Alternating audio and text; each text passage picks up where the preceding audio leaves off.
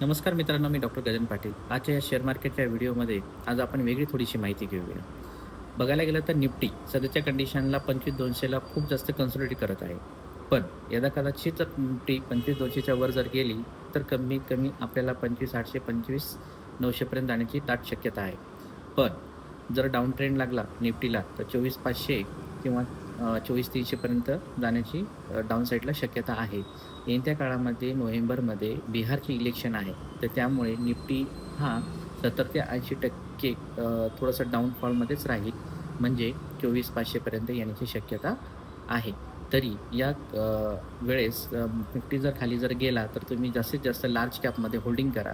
Small cap and mid कॅपमध्ये ज्या लोकांनी आधी होल्ड केलेले ते स्टॉक तशाला तसेच होल्ड करा. नवीन बायिंग करण्याचे थोडंसं टाळा. कारण एकदा कधी ऑगस्ट महिन्यामध्ये निफ्टीचा बॉटम फॉर्म झाला, की डेफिनेटली तिथून पुढे निफ्टी वर जाईल.